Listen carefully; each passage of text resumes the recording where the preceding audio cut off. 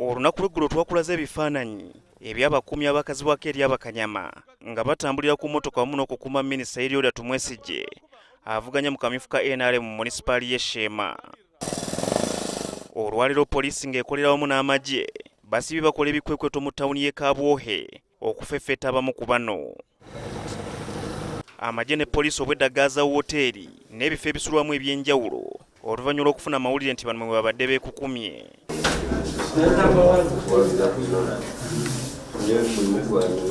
Eno bakukunuddeyo abawera.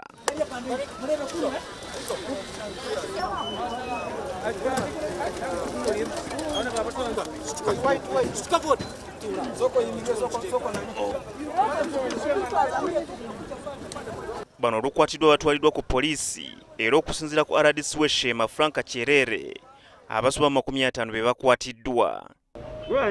Bampita Lubinga Brown. Yeah. Nankulabi. Yeah. Nze like bampisenga like manyiko ebya sound. Inze abantu bonna abamanyi abandaba ku TV n'abamanyi pagireni ali. Vudde nankulabi okujja wano bande funako information nti waliwo abaagala kuleeta akasasamalo nti bahayalinze Bakanyama e Kampala Masaka ne baleeta Sheema.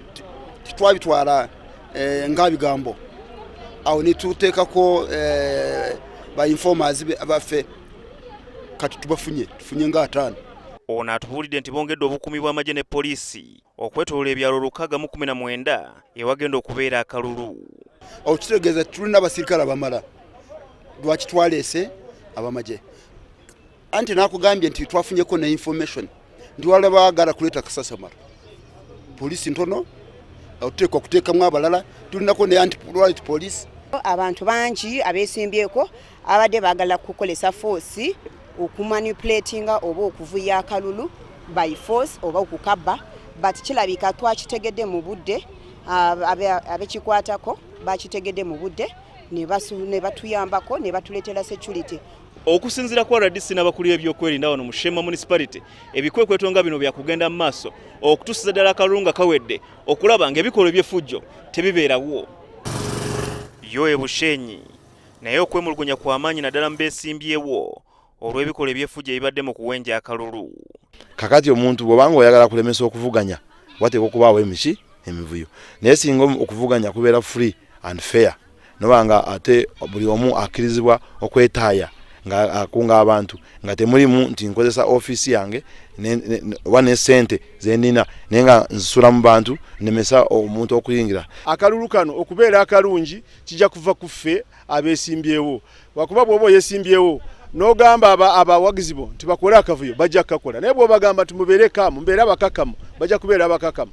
Ye Minisita Mary Karolo Kurut ng'avuganya ne Anne Mugisha ne ssentebe wa NRM Bushenyi Hassan Basajja balaba basabye abesimbyewo okukuuma emirembe. Tulabe tubeera n'akalulu akeddembe ne watabeeramu okulwana ne tubeeramu bino ebyokusikasikana kubanga gwe tunaabeera n'akavuyo ffena tujja kuba tufiiriddwa ng'eggwanga.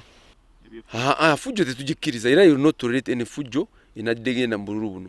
Sigenda kukkiriza buzibu bwonna, sigenda kukkiriza kavuyo konna akajja mu bululu buno. Abesimbyewo era balabudde abanaakulira okulondesa ku lunaku lw'okutaano okwewala ebikolwa eby'okukyanga akalulu.